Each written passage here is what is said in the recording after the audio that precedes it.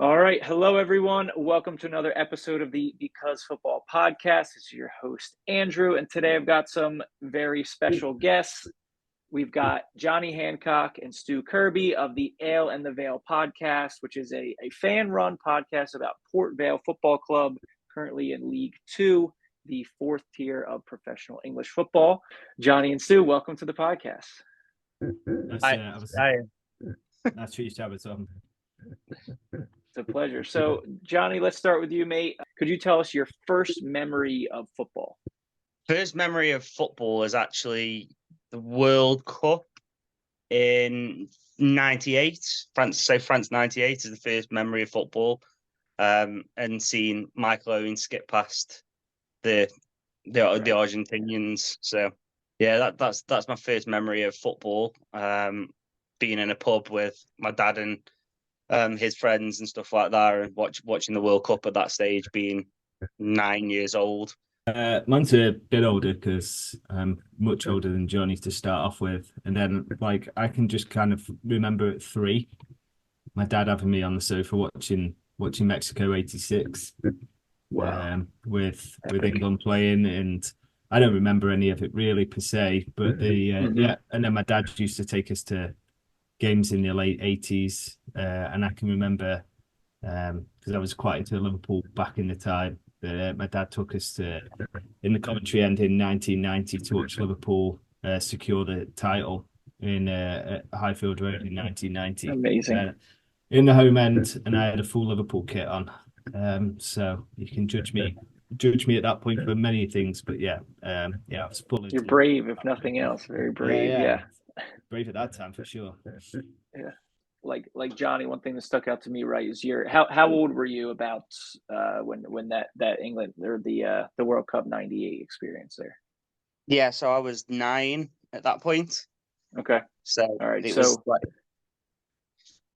my dad really wasn't interested in live football. He was a Liverpool fan, so he just went to the pub to watch the games and stuff like that. So going to physical football wasn't really a thing in my family. But yeah, France '98 is the first thing that really sticks out, and then it just grew from there, really.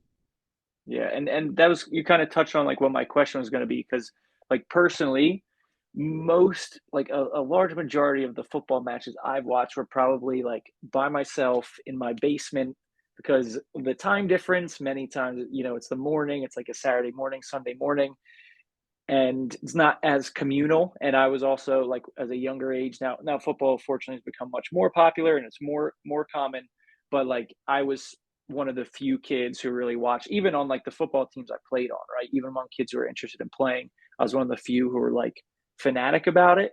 And so that's been most of my experience. And so in the last few years, I've had more in stadium, when we talk about going abroad and things, more in stadium. That's been a change. So I'm curious of that difference of okay, watching in the pub, right, with a group of people. I'm sure it was a wild type of scenes when Owen scored that goal, and kind of what the different styles, I guess, or the different kind of feelings of watching at home versus in the pub versus in the terraces. Yeah, so in England, it's really, really weird.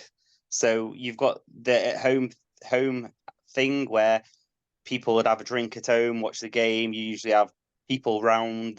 You fill your house. So, for example, the Champions League final, Liverpool-Milan, pretty much the whole street that we lived on congregated in someone's house, watched the Champions League final together. Right. There was the adults were drinking, having a few beers and stuff like that. So that's the sort of atmosphere you get in the house, and then in the pub varies dependent on who's playing, sort of what the atmosphere is inside there, because the British football fan can be very territorial about their football club. So right. Even when England are playing, you still get that bit of local rivalry creep in. And then on the terraces, nothing beats that for me. It's such a complete different feeling. It's brilliant. Yeah, and Stu, you mentioned that being a kid, having the stones to wear the other clubs' kit in the home end. When would you say was kind of when you started like regularly going to the football like on your own, right? So not just with dad there, but saying, hey, like this is something for me, and like I want to be a part of week in, week out. Well, my dad, up until I moved to Canada, still goes. So, well, he still goes by himself now. So me and my dad have pretty much always gone together. Probably like from when we were like, I probably used to go to a few more games than him, just because he didn't like traveling away games as much. But for home matches, we were pretty much always there. Like, very weirdly, my brother supports Crewe, who are Okay. 8 miles down the road down Yeah. in Cheshire, because we were sort of split between the middle back at the time. So my brother started going there with his friends, and I didn't want to because I didn't feel any connection with the club Exactly. whatsoever. It's a So derby, right? yeah. So me and my dad started to go and watch Vale, and we got that connection with the club pretty much straight away. And so that was 1992 that we started going there. Vale got relegated that season, so that's a pretty strong feeling that I've had throughout supporting Vale for the last 32 years.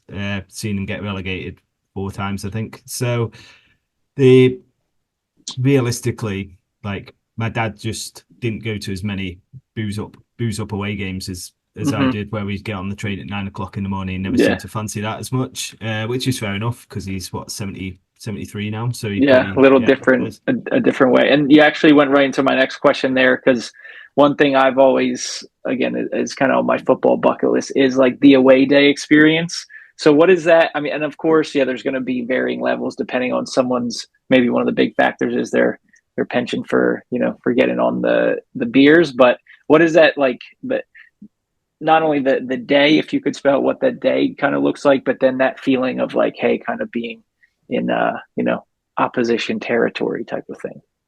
Well, for me, it's always been you're going off with your mates for the day. Like even if you're in the car, I think Jonny goes quite a lot in the car with his pals, and we used to do that quite a bit as well. But we'd try and make it a train journey, or if we could, if it was possible. So you get on a train early, you can have a few beers on the train. There's lots of other teams traveling, fans traveling around the country at the same time. So if you're all heading into London on the same train or stuff, you pick teams up on the way through. So you're picking Birmingham City or West Brom or Wolves up when you get through Birmingham and Wolves and Wolverhampton, and then you're going down further down. By the time you get off, the train's absolutely packed, stinks of alcohol, and you get off, and then you're making your own way off, and you'll see each other at 6 o'clock on the train back. But for me, I love away days. I love away days probably more than home days, if I'm honest, because they're just more fun. It's just you're in with the hardcore at that point. That's it. Like everybody else has travelled. Like there's 400 of you. Like we've gone up to Carlisle all together, and Jonny's got me in on a kids ticket because he's gone and bought me one just up the street, and I wasn't going to get away with it at 26. So, but at that point, you're in there, and all 400 of you haven't just gone because it's a nice afternoon, because it's you're there because you all 400 of you want to win that game, stick it to the away fans, 2 fingers up when the goal goes in, and that's pretty much the feeling when the ball goes in at away games. Just pretty special. Yeah, Jonny, would a lot of that ring true for you as well, or is it a bit better or a bit different? Let's say in the car. What are away days like for you? No, I think like what Stu just said, pretty much it's the nail on the head. I drive a lot of the away games just because of having a little one now. So it's just easier for the hangover on a Sunday isn't so much fun when you've been woken up at 5 a.m. by a little one wanting play. And so I drive majority of them, but it doesn't stop the experience. We get the same sort of atmosphere going down. There's always music going on in the car. There's always like laughter, usually around some form of gambling, because we're all talking about betting on the way down, because that seems to be a very football orientated thing in this country. Is you pop an accumulator on. So one of your friends will have a stupid tenfold on that's never going to come in a month of Sundays, and then someone else will have a threefold on of favourites that returns back about. So you get that sort of difference with the away games. But like Stu said, once you're there and in, it's amazing feeling watching the ball at the back of the net for especially some places now, because some of the places you go, there's some real big clubs in the lower divisions now.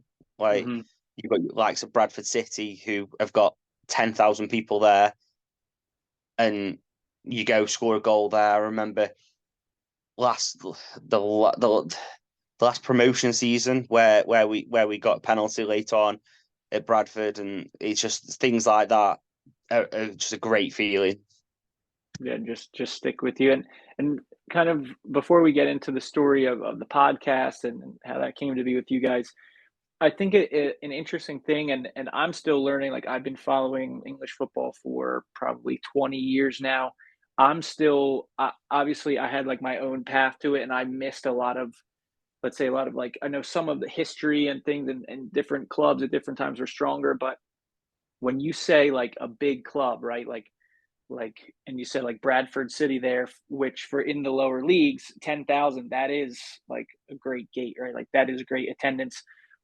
What do you think, like, and then it's easier to say, okay, if a team is in the Premier League, they must be a big club, right? But it could be the case with like a Luton, right? Or now, like, where they might not be, even though they did make it to the Premier League, they might not necessarily be considered like a big club or have that pedigree. Like, what goes into that when you're saying, hey, this is a bigger club? Obviously there's an element that is like relative based on the levels, but what do you think kind of is, like, if you could put your finger on like what makes a club like a bigger club or something like that? For me, it's the history. So you look at some clubs, and like you mentioned Luton there, they've been up and down the leagues. We've played Luton multiple times over the years, and stuff like that. So you look at that. You look at Bournemouth, for example.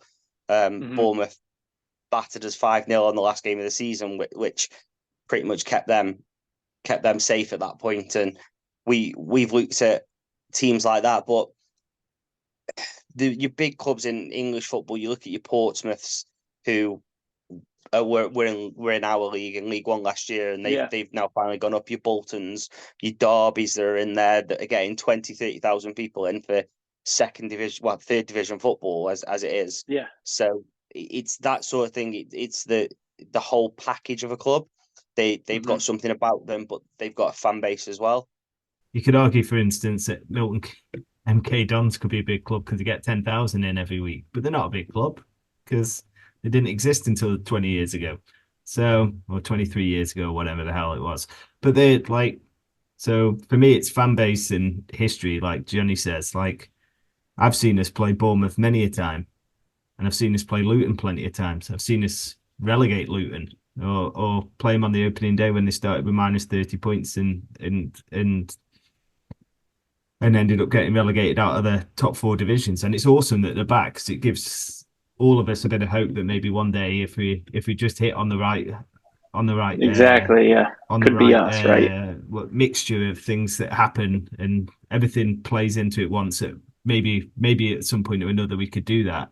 But like, yeah, it's I'm just looking at the League Two table now, and like there are some decent sized clubs. Like Notts County is still in there. You've got Swindon Town, you've got historic Bradford City. Club, yep. Yeah, they're all reasonably sized clubs. They've normally played near the top end of the divisions for a long period of time as well. So yeah, they're just it's great to see. But I always think that Vale are probably a big side in that division as well.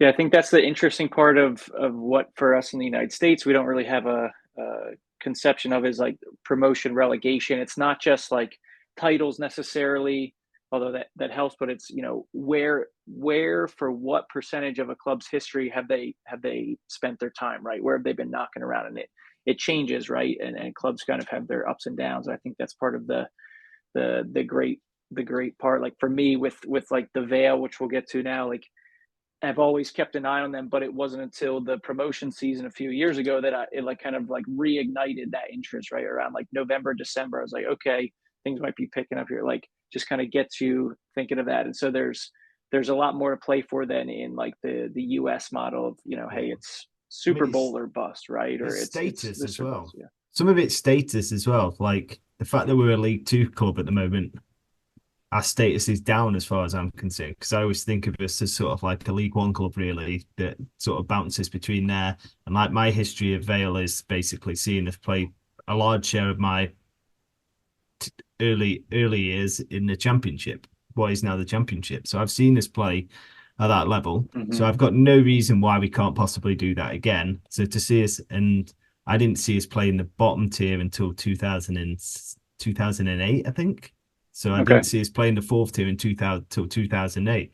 Whereas I go with people that are 60, 70 years old, that basically their history is that we were always at the fourth tier, or we were in the third division north or something like that. And we weren't a great side at that point, and we'd be getting 2,000-3,000 in. And that's not my history with Vale at all. And Jonny will have a different history, because Jonny only turned up when they won the trophy in LDV Vans trophy in Cardiff, and like his is different. And so like it's all, but Jonny's never seen us play in the Championship, so like it's all a strange concept to it, and it's all a mix. It's great. The like you each kind of had a little bit different answers, and so that gives so much fodder for the football debates and the talk, and like really that kind of that concept of, hey, what kind of club, what size club, or where do we belong, right? And so I'd like to switch from kind of that general to more your guys' story with the podcast, right? Of obviously being big fans and supporters, having a passion for the club, but what were some of those initial chats and whispers, and what led to you guys ultimately saying, hey, we're gonna get organized, get together, press record, and put it out and see if anybody cares to listen? Yeah, so it was Stu deciding to move to the other side of the world, really. He moved to Canada, and then lockdown happened, and everyone felt a bit away from everything. You were away from your friends, family, sort of thing. And a big thing for a lot of football fans is you're away from your Saturday, you're away from your football, which it's so good and bad for your mental health, football is, that it's great when you're with your friends, you get away from reality for a little bit, you're in that little bubble, and then you find yourself not being able to leave the house, and that little bubble's gone, and you're scrolling through social media, try and get that bit of a bite, but because no one's going, it's a bit like, okay. And then Stu just messaged out the blue and just said, look, lads, I'm thinking of doing this, would you be interested? And yeah, it escalated from there. Yeah, I think for me, when we moved here in December 2018 to where we got to at the pandemic, I think I was losing my connection with something that's very, very important to me, and is still important to me now. And I didn't want to lose that connection. I didn't want to, as sad as it is, I didn't want to lose my connection to Jonny, who I've been going to Vale with since probably 2007. And even though he's a bit of a tosser, I genuinely still like spending time with him and the other people. It's beautiful still. Beautiful words. Beautiful. Yeah. And all the other people that we used to play football with, and and all the people that we used to hang around with at away games and home games and stuff like that, is just like, it's an important piece for me. And so, yeah, I wanted to, it was just probably maybe a selfish move on my part, that like I wanted to maintain that connection to the club. And but yeah, just picking Jonny, and always wanted to do it with Jonny, because me and him argue incessantly about pretty much everything to do with the club. So I felt like that would make good fodder. And then we needed some kind of 100%. A third foil in the middle of us, which was Beza, who I thought would be some kind of devil's advocate almost, to sort of like put between me and Jonny. And in the end, it actually turned out that I was the middleman between Beza and Jonny, who turned out to be the real stars of the show. Yeah. No, yeah, it's, well, you say it's selfish. I don't think it's selfish when, it's something that you love and is a passion, and it was really a move to stay more connected, right? So I think that that's a great illustration of like what the football means, obviously. And Jonny, you were saying how you guys were missing that specific thing that, during the pandemic, and then Stu, just to keep you connected across, across the ocean and time zones, is a pretty awesome thing. Well, like listening to it, obviously, I would probably listen to most things just about the Vale for me to feel connected, right? Because I'm just like some guy totally floating in space, right? In the East Coast of the US, there's not many Vale fans about. And as a way for me to be connected to something that I don't have that much of the personal experience with, right? And so I think, in that sense, it's helped other people too. So Stuart, I appreciate, your selfishness, quote unquote, in that case, of doing that. And then, but like, it really is a good listen, right? Like I've listened to other podcasts about things I'm interested in, and I turn it off after 5 minutes, or I turn it off for 10, because it just something just isn't there, right? But it really is, it is a good listen. And you guys have won some like some plaudits and things as well, isn't that right? Yeah, I think after I left though. But perfect timing. But the idea behind the pub was behind it was essentially that it was us three essentially chatting in the pub, as we would do before a game or after a game, and we'd be talking through some of the aspects of what's happened at the club during the week, or like, and we planned it out relatively, didn't we, Jonny? Like at the start, I'm not sure how much planning goes into it now, but like we have topics that we talk about, but it's mainly like it will be 3 bullet points or something like that, and then we've got that's how I used to do it, was 3 bullet points, and we'd go in there, and that was it, and that's how we wanted to do it. And especially with the guests that we've had on as well, in terms of when we've had guests on, yeah, we've had a pretty strong list, but we wanted it to flow. We wanted it to become a conversation where the guy basically, it's like bringing the pub analogy back in, that the guy just sat down at the table with us at the pub, and we were just going to have a conversation with him because we knew he used to play for Vale, and we want to hear some stories of what it was like to play at Vale. And that's kind of the whole gist. The gist of it was that, and we knew that. I think we knew that some other people had gone into podcasting and done similar things, but I genuinely believe that the connection that probably me, Jonny, and Bez had prior to doing it is better than just picking random people from a message board to try and do it. And so that probably helped. And we spent a lot of time together over probably 9 years, didn't we, Jonny, playing football together and at football matches. So I genuinely think that helps. Yeah, and I think the big thing for me is that when we do it, we keep it raw. We don't really edit anything out unless something's gone catastrophically wrong. We don't tend to deviate from the conversation. So if it goes down a rabbit hole, we're going and we're having that conversation. If it's ends in an argument, it's an argument. We're friends enough to have that ding dong and then move on to the next point and end up agreeing on something, because that's football for us. It's like we're so passionate about it, but we also realise we're friends at the end of it, so it doesn't really matter what's said, because it never gets personal, and that's how we manage it. It's you, and that I think that's one of the real reasons why we're still doing it, because it's enjoyable. It's the last season wasn't the best, obviously, the relegation, it was tough at times. Yeah. But it's also a bit of therapy then, talking to people, then realizing you're not alone. The other people are feeling the same, and you're not taking that into Monday then and thinking I'm still angry about it and stuff like that. So that's there's a lot of real good that it does for me recording, and to a lot of people that listen, they say that like it's nice to hear that people are saying the same things, and we've garnered a real good strong relationship with the club through it. In the sense that we can say what we want, but the club know that it's not personal, it's not an attack, but we can say what we want still. Like we will say when things are rubbish, we'll say when things are great. But the be all and end all of it is we all want the best for the club. So there's nothing that's off bounds really. Right. I think the interesting part too is like, one, on just like, let's say like the success of the pod and just how engaging and entertaining it is kind of those personal relationships that are at the base of it. And like you said, Stu, it's like you've had these arguments over over a pint thousands of times, so just the same, and your friendship is still here. But I think you got to my next point, Johnny, is like the relationship with the club, because when you're talking about the area of Burslem or the greater Stoke-on-Trent area and the connection with Vale, like it's a smaller area and a more close-knit area than the average professional sports franchise in the United States, which could be hundreds of thousands, millions of people. And if I was to start a podcast about a certain team, it could be much harder to get that access.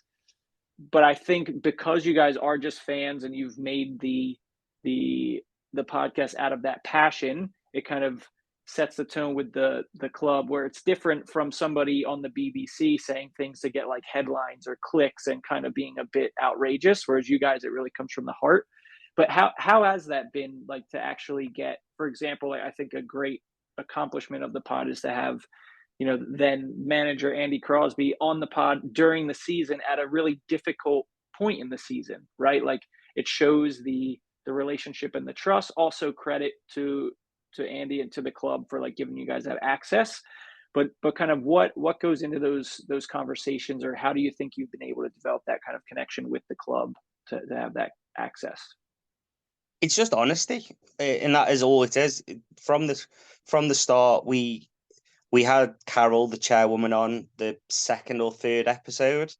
We'd gone through that time without swearing, and Carol comes on, drops the C-bomb, and we're like, oh, okay, fair enough. That's where this is going now. Setting the tone. That's leadership. Yeah, exactly. So but we got that relationship quite early with them and said, look, we explained what it was about. We explained what we were going to do. We explained that it wasn't always going to be passion. It wasn't always going to be positive roses. Like, it was going to be real fans talking about real experiences. But the one thing we always said and have always done is said, it's not personal. So on a Saturday when a player's played badly, they will get berated, but he's not rubbish. He performed rubbish. And we try and differentiate massively between the two things, because really feel that, like, there's a lot of social media in this now that's easy to hound someone and pull them out. Do you know what I mean? You look at how England are playing in the Euros at the minute. People are going, oh, Harry Kane's rubbish. He's not. He's just performing rubbish. And there's a massive difference. It's been navigated quite well, the relationship with the club. I think getting Carol on early, I think she realised we were, three fly-by-night guys that were just doing it for a bit of fun. We were trying to do something a little bit different and try and help us out a little bit along the way. And we've got a strong connection towards mental health, because I think it's been talked about in the podcast that all of us have sort of had some issues along the way, and it was important for us to sort of like talk it out as well as we go along. And some of the podcasts that you listen back to at this point talk about that, and talk about our own issues that we're kind of having with things not necessarily about football either, and outside of the game as well. And I think, I don't know, can't speak for the club per se, but I think that emphasis on those different issues help them tremendously in trying to determine whether you want to work with somebody or not. And we're not, like Jonny said earlier, we're not, or the podcast as it is now isn't sitting in the palms of the club or anything like that. They need the podcast as much as the podcast needs the club. Like, it's a good sounding piece for them, and we get that podcast gets a lot of numbers listening and talking about Vale, and like, I think it's generated interest along the way, and maybe calm people down when it's not been quite going right, or it's ramped things up, and the passion's got going when things are going right, because people are listening to the podcast and feeling in a particular way. And so do genuinely think that helps. And I think, regardless of how the club feels about it, sometimes the pod is actually a benefit to the club overall, because it's talking about something and keeping that story going beyond the 5 o'clock on the Saturday afternoon, going to the next Saturday. There's more time, more content about the club than there was before. Mm-hmm. And then you've got people like Alfie with his YouTube channel and people like Yeah. that starting to build up. Kid's great. Yeah, exactly. And you've got all of a sudden you've got people not just talking about Vale, for 2 hours every week. You now got people talking about it, and you've got Radio Stoke that are doing great stuff, and they spend more time on it than they ever have done before. And then you've got Baggers, Mike Bagley's column, your name's your surname sharer with his column as well, that's come back, and there's more content about Vale than there ever has been before. And I think it's just been awesome the last couple of years. And like, I know we were kind of the starters on that one, starting pistol on that one, but like, it's good to have everybody in the game, because I think Vale's getting a lot more notice than it did in the past. Yeah, and I think like you make a great point with now the amount of let's call it focus storytelling. Like, if I made an equivalent to the US, like imagining, your local university having a fan run podcast, having an official podcast, having official, multi issue newsletter per week, like amateur YouTube channels, everything based off of it. And I think, that what you guys are doing does, it's probably in many cases quite representative of what a lot of Vale fans are thinking. Then obviously you have like the comments on, Twitter and the Instagram, people being able to share. And so I think it's a great way for the club to kind of get a litmus test. And it's also one of those things where, again, Johnny, to your point of, not much editing and just being some mates just chatting football, like there's that authenticity that I think the club can't necessarily replicate, because it is the club and it has a certain, not to try to like hide things or put things in a certain light, but I always think, even from like a perspective of like, if you're going to try a new restaurant, like, are you going to listen to the manager of the restaurant who's saying and say, hey, we have the best fish and chips in town? Or are you going to listen to your friend who's like, I went there, they have the best fish and chips in town? Like, who are you going to listen to, right? It's the person who doesn't necessarily have anything to gain from that. And so I think that adds to kind of like that does help the club in that sense. Away from kind of the media side, and that, I'm curious too, with Vale in the community, right? Like, do you see a connection between the club? Obviously, the football side, we want to see victories and promotions and things, but then there is also that role in the community. I'm curious, like, what kind of connection is there beyond maybe just the fans itself, or how does the club play a role in the local community? No, the club's role in the local community is huge. The one thing that the Shanahan family pride themselves on is the fact that it's not just a Saturday thing. So during the week, they've got something called the Golden Valiants, which is for people that are retired to go down, meet up with other older people, play a bit of bingo, do some dancing, and just have a cup of tea and a bit of food together, just to get people out and about. They've done food banks. They've ran meals. At Christmas time, they wrap presents, take presents to kids that don't have any. There's so much work that goes in the local area. It's untrue.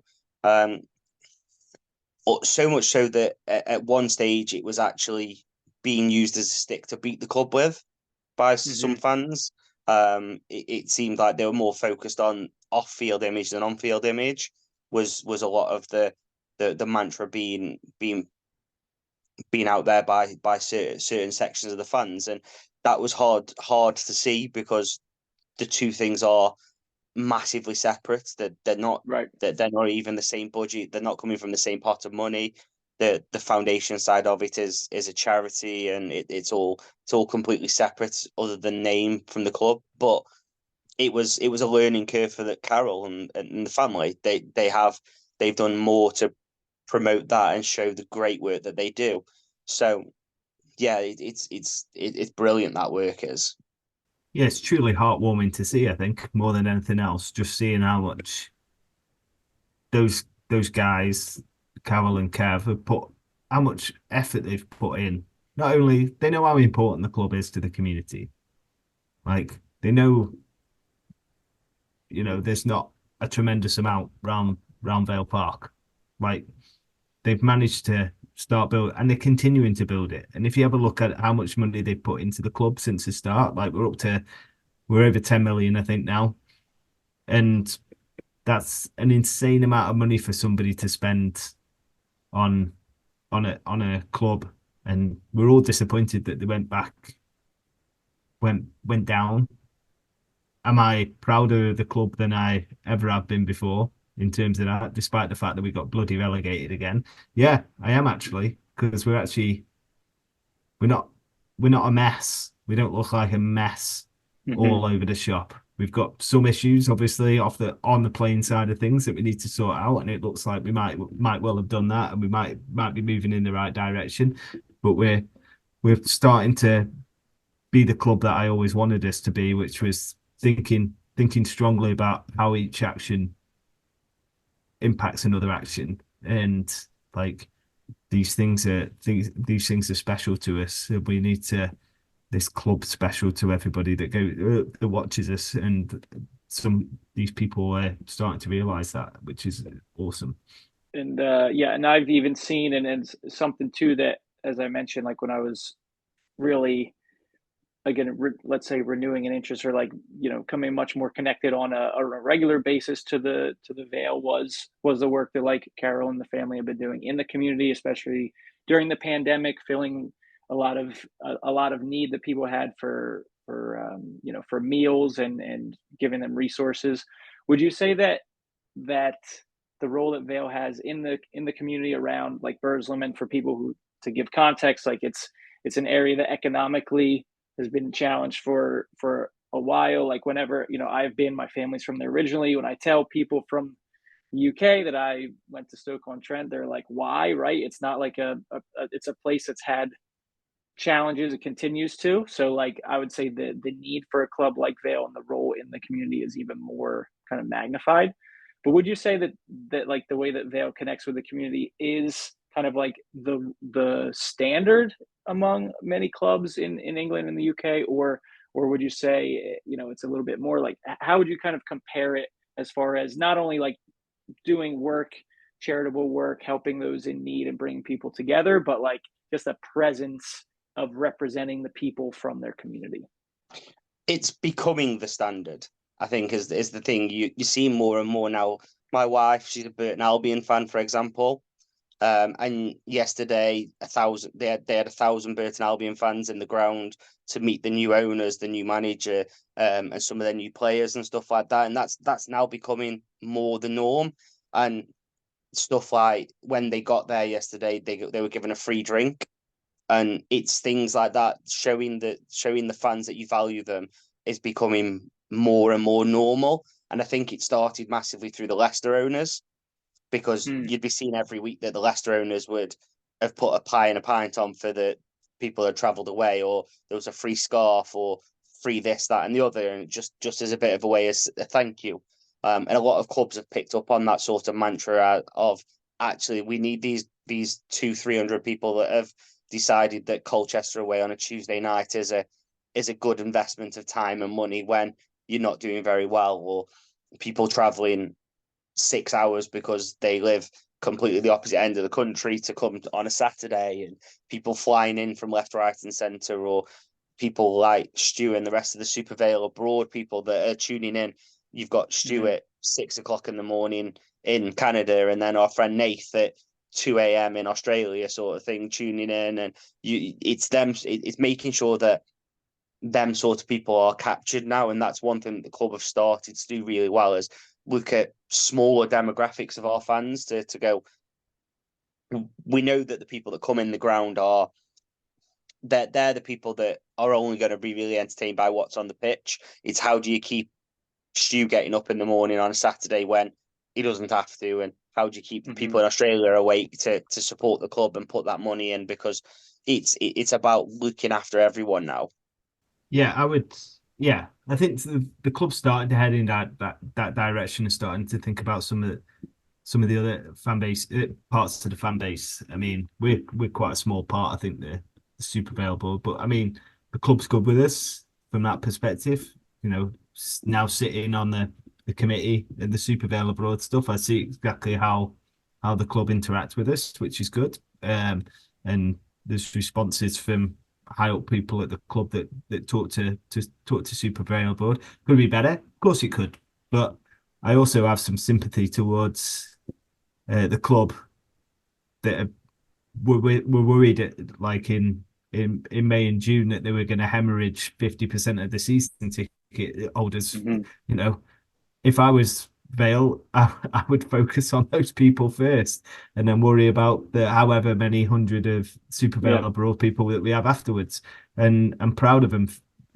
That's a good choice to make. And now they can come back and, I think, selling 4,500 season tickets after, a pretty miserable season is a commendable effort, and just shows you just how ingrained quite a lot of people are, and how many new people that we picked up in the last few years from the local community as well that are now starting to get that feeling with the club.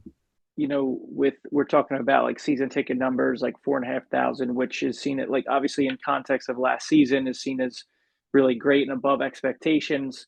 But to someone listening who might support a larger club that's routinely getting 40, 50, 60,000 a week for fixtures, they might not really feel a connection or understand that. Do you think the size of the club affects how close or the access, right? As fans, or affects how much the club tries to take after the fans? Do you think it's important, the smaller size, and maybe if Vale did in 5-6 years get to championship level and now we're getting double, triple the attendance and things, does that start to change? There is clubs that have got bigger fan bases than us that have still got fan representatives doing things and have got good relationships with them. But I think as you grow, you've got to look after the people that were there when you were smaller. And so some of the bigger clubs, Man United, etc., for example, that they've not been small for a long time. So this social media presence is completely different for them than it is for a club in our sort of level. So it is difficult to say, really, if that would change. You'd hope not, because the relationships that you've built now, you'd hope stay the same, but they're going to have a larger audience to cater for. They're going to have a larger amount of opinion coming towards them. You see now when we're doing well, and there's more people commenting on things, so they've got more to think about. When it goes wrong, it for them people, it's easier to walk away because they're the ones that they've picked up along the way.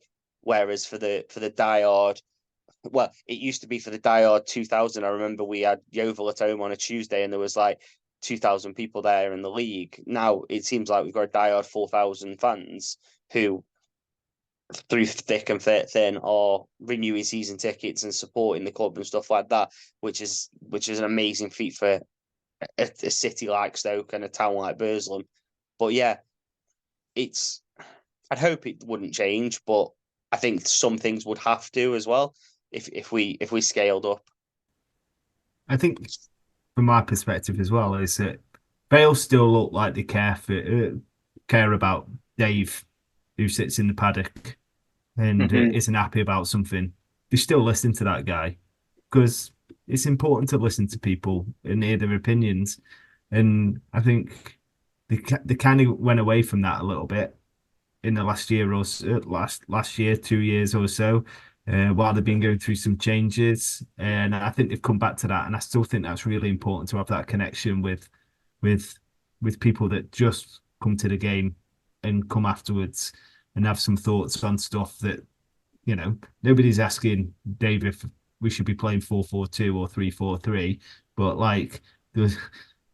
does he want to be moved for part of the season? I mean, Vale were pretty good about that and closing part of the paddock this summer, and they talked to the people that were based in there, and they decided against it in the end, which is great. That's a conversation that they should have. That kind of connection you're not going to get at Manchester United, or you're not going to Hmm. get at Yeah. Liverpool. Like you saw around the Super League stuff, just how little all those billionaires cared about, the guy on the street. And but then you saw the guy on the street fight back because they all got together and they shut it down. And yeah, I still feel pretty proud about uh, fans in this country for that, because that basically killed the competition, and that was pretty special.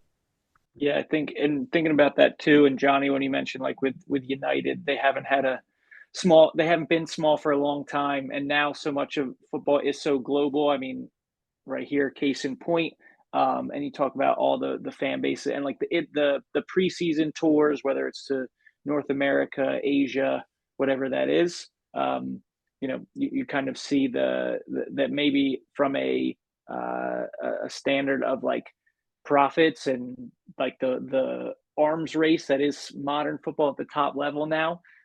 That maybe that international fan base is seen as more important than the diehards who have been there through thick and thin, raising season ticket prices, all that kind of at that top level. It brings me to thinking about, like, for example, with we've got Welcome to Wrexham, where we're kind of bringing this American owner with kind of our conception of what professional sport is to small town in Wales, right? And we see this kind of like for people who have watched the show, this kind of seemingly rags to riches story of going from just a little tiny village essentially, now growing. Now they're in League One. They've just been firing up the levels and don't look like they're going to be stopping anytime soon. What's your guys' perspective on that in terms of like, I guess there's a lot there, right? So there's like the American owner piece, which I know is of concern to many football fans in the UK. There's money in football, even at lower levels, but there is kind of that dream of rising up. Like, what do you guys kind of get from that, and what would you kind of share as your opinions on that? For me, first and foremost, is that they need to stop calling it a fairy tale, because like every football fan of every club would love somebody with money to come in and go, there's your blank checkbook, go and be the best version of you can be. And that's fine. I've got nothing against that. But then when you sit there and go, oh, it's a fairy tale, it's not. Football's easy at the lower levels if you throw money at it. Paul Mullin scored 30 odd goals in League Two, got promoted to League One, and went to Wrexham in non-league. He didn't go to Wrexham because they went, we've got this amazing project. He went because they went, there's $5,000 a week, Paul. And Paul went, sound, I'm on my way.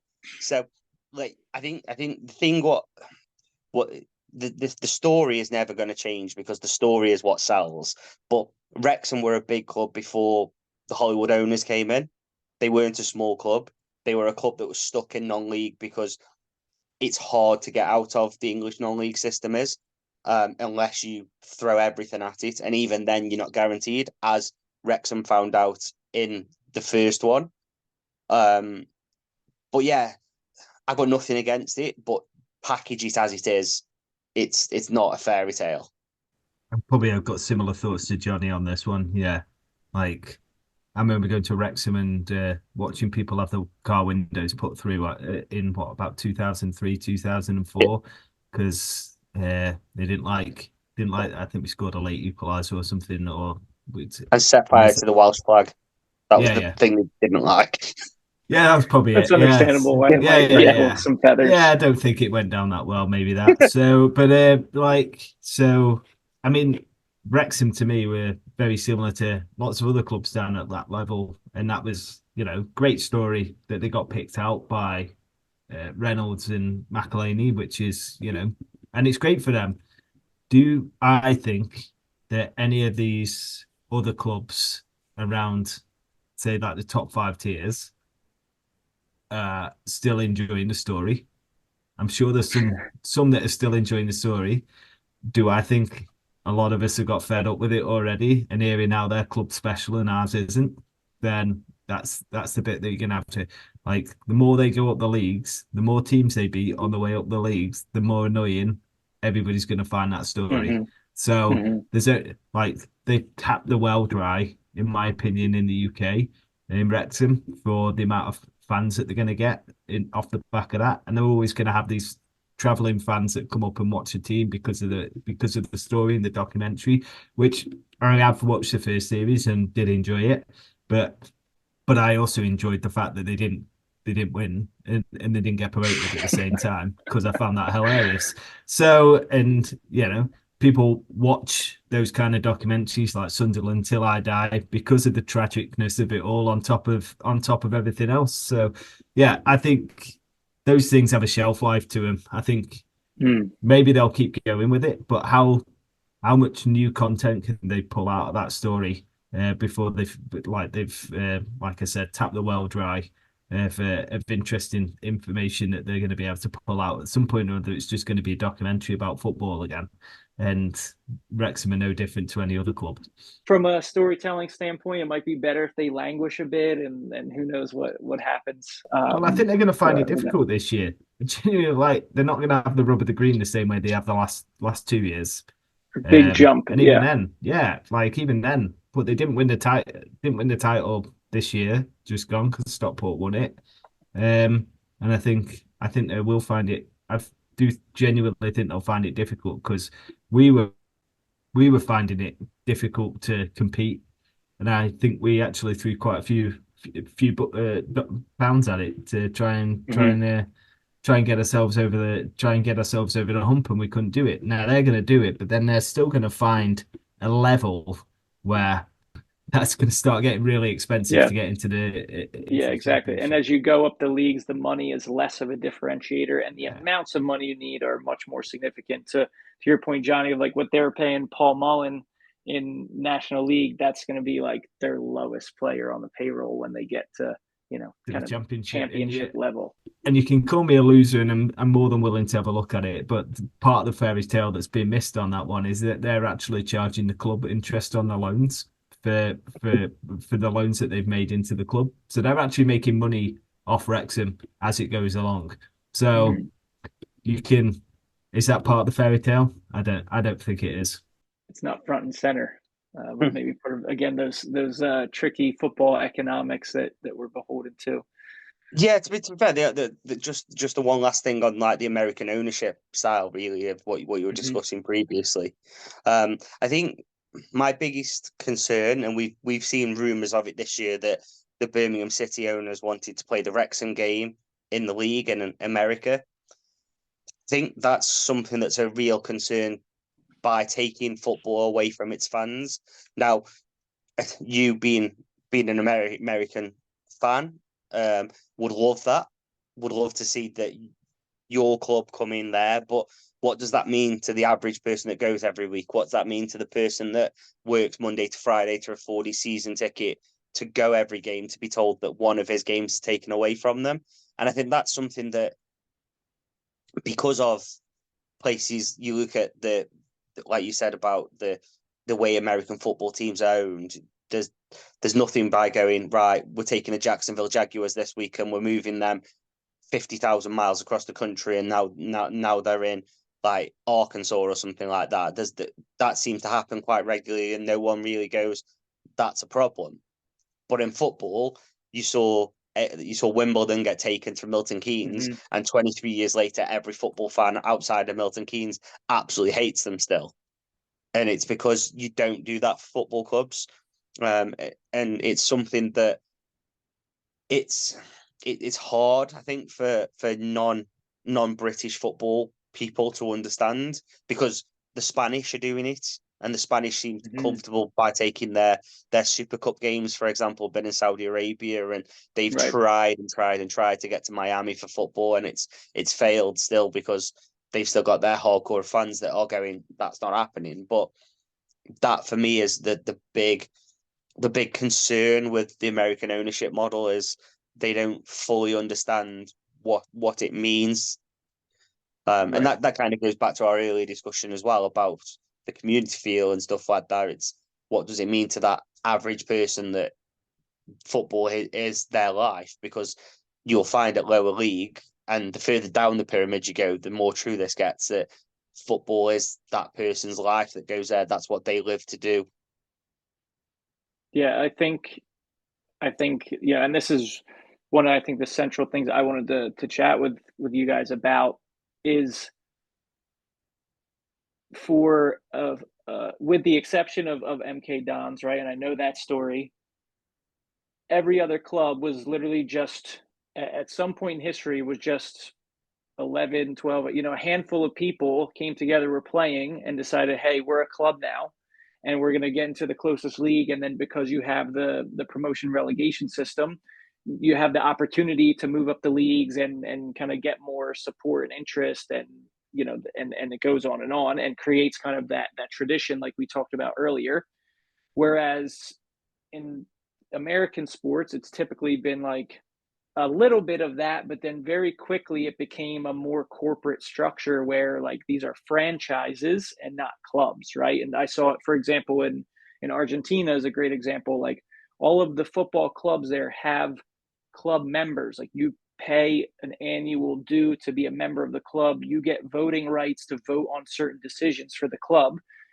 Within professional American sports, the only voting right you get is your dollars and your attention. But other than that, you have very limited agency and power or privileges to really accomplish anything or have your opinion felt. And that's why we have had some relocations of teams from certain towns to others because the owner came in and had a different vision. Or now what's happening is if an owner won't get certain amount of public funding for their new multi-billion-dollar stadium that they could probably just fund by themselves anyway, then they say they want to leave, and they use that as a bargaining chip, and then it has that ripple effect on the local community and the economy too, right? So I think that is an important distinction to make, is that there is that fundamental difference. And as far as playing matches in other places for like the preseason tours and that, like I say that, hey, there's nothing really riding on this. Sure, it's an opportunity to see. For the diehard abroad, they're going to say, well, it's going to be mostly reserve players or youth players. I'm not really going to get to see, the best team out there, but it is what it is. And you kind of have to accept that it's just in many ways a money grab by the clubs, because they're going to charge you regular, if not more, for ticket prices to see the lesser quality performance. But once you start doing that with actual meaningful matches and saying, oh, we're going to do this here, like the reason that's happening in American sports, like the NFL is going to play a game in Brazil, or they did it in London or Mexico City, is because of like the business decision and what we talked about earlier of the global versus the local fan base. But you can see very quickly, especially with like the, 38, 46, however matches in a season, how that's much different, and it can become a very slippery slope. So I understand the kind of concerns and fears of the English football fan of what that could be if people don't really understand the depth and the roots of that connection. Yeah, and I think that's the key thing, is like you see that professional football now, the players are moaning about how much games they're playing, and then at the end of the season, Newcastle and Spurs flew to Australia to play an extra game of football, and it's like, which is it? Are you concerned about player welfare, or are you concerned about money? Like you can't have it both ways in that instance. And then with pre-season, we're now used to your bigger clubs going abroad and stuff like that, which is great if it's planned right and fans who can afford can go, and the global brand and image and stuff like that happens. So yeah, like I've got nothing against the pre-season stuff, but in-season stuff should be ring-fenced to home and away properly, not home and 6,000 miles away. Yeah, exactly. Didn't the Vale go to the US like years ago? I seem to remember they did a little preseason tour at some point as well abroad in the States. Yeah, I think there was definitely talk about it with some investment. I don't know if it ever actually materialized, but there was definitely talk of it. I think they did a few. Yeah, I think they did a week or so, because I can remember being like, it would be great to go, but I think it was in like California or something, and it's totally opposite of me, and it wasn't really gonna work out. But I saw, like, for example, I think it was last year, like Sunderland went abroad and they played some of like like the USL Championship, USL League One, like our lower level teams in the US, and to see like Sunderland fans that are living in that area have a chance to go see them, like that's cool. But again, for the preseason and for that aspect, but Yeah, I agree. You can't be touching like the actual competitive fixtures, and it's a very slippery slope to take away from kind of like that core, because the location is such a strong, gravity and connection for each club. I mean, we could talk for ages about and how football has kind of changed, or some of the benefits or challenges of those things as well. I guess if we bring it back to the Vale and kind of the level that the Vale is at within the league table in England, we're talking about what makes a big club and tradition and things like that. What would be, I don't know, maybe this is paradoxical. What would be like your dream or goal as a Vale supporter, lifelong? Like, what's something you would love to see the Vale do in your lifetime? It could be the obvious, maybe going to the Premier League and playing at that level, or it could be something very different. Like Stu was talking about, a club that represents the certain values that he has off the pitch as well. So what do you think is kind of like a dream you have, for the Vale, or what's important? Yeah, for me, I've already ticked off a few bits of that. Really, seeing us win at Wembley, for example, that's amazing. Like, the playoffs for it, like, are the best and the worst thing that was ever invented in football, because they're the worst thing in the world if you finish third and then you don't go up. They're the best thing in the world if you come in at seventh and you go up. And seeing that final at Wembley, it's like we got to the final and it couldn't have gone any easier. You watch that game back now, and it was like comfortable 10 men. Mm-hmm. We never, apart from the first couple of minutes where we tried to score an own goal, but after that it just didn't seem real. And if you said to me now, you can win the league at the end of the season, or you can go up via the playoffs, and you guarantee me that we're winning at Wembley, that's the best way to do it by far. So that's one thing that's been ticked off for me.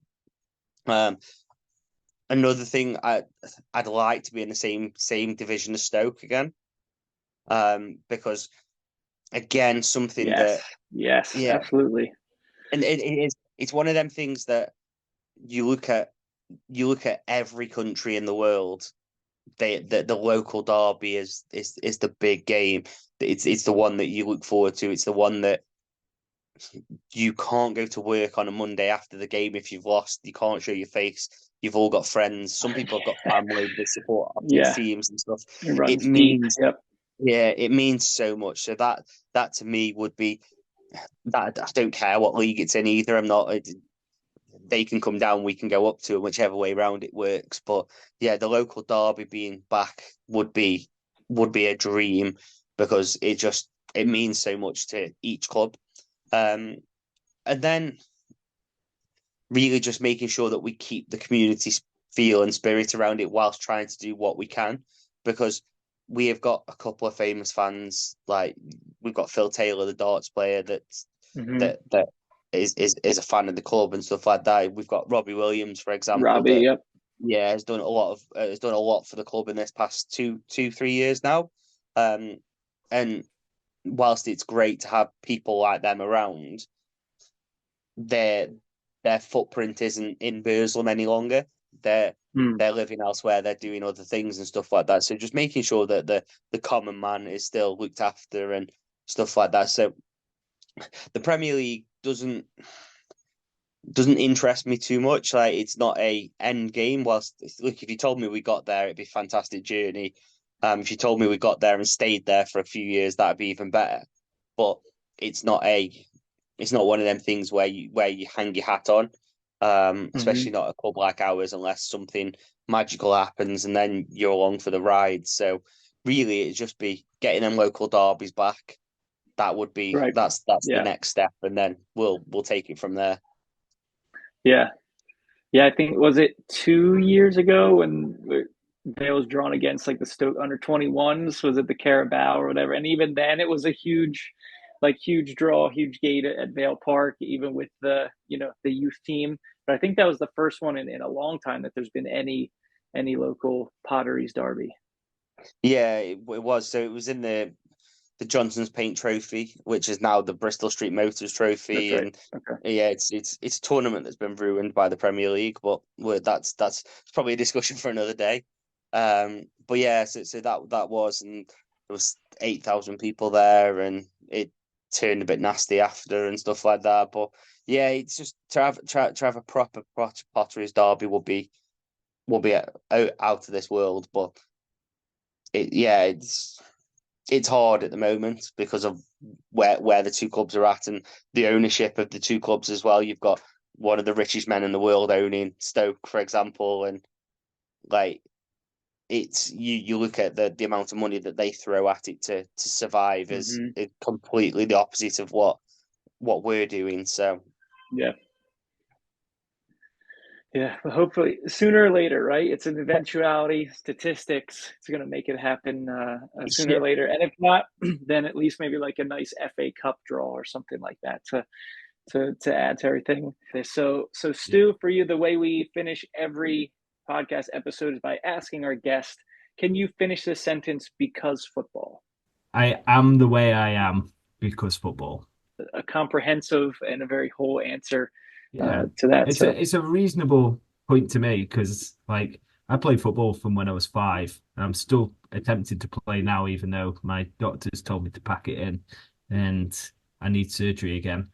But and then I've coached and I've been a referee and I've been a supporter and I've been to see, I tried to work it out the other day. I've been to see well over 1,000 Vale games. And God knows what else. Been to the World Cup, been to and done all these things. And like I just wouldn't be like I wouldn't have met my wife if I hadn't gone to the World Cup because I met her at the World Cup in South Africa. So I am the way I am because of football, because football. So that's a reasonable way to finish it up, I guess. Yeah, awesome. Well, we'll have you back on another episode so we can hear the how you met your wife story. And part of the not that interesting. The Hollywood official. Awesome. That was pretty much it. Well, great to meet you, man. I appreciate it. Awesome. This has been great, Jonny. So I'll ask you now, if you could, I know it's a tough question, but if you could complete this sentence, because football, ... I suppose because football, I have the friendship circle that I have. I do the things that I do at the weekend, and I say the weekend, I do the things that I do in my life because of football. It's everything is surrounded by that being the end game of where are we going on Saturday. A lot of ways to live, and choosing the path of football is definitely, one of my favorites. So we appreciate your love for the sport, your passion for your club, and you guys sharing that week in and week out. If anybody here is just maybe not necessarily a Vale supporter, I still recommend giving it a listen because it's just great banter among mates and something I think everybody can connect to. And for anybody listening, if you want to do the same thing, if you love football and want to start like a podcast or something, take this as you don't need anybody's permission, but take it from Jonny and I, like we just kind of decided to do it. And we've got our technological tools and we've got the channels to share, and we just decided to do it. And we don't have any qualifications other than just like that love for the game. So yeah, great times, Jonny, Stu, appreciate you guys. Thank you so much for coming on up the Vale, and everybody else listening. Thank you so much. We'll see you on the next episode.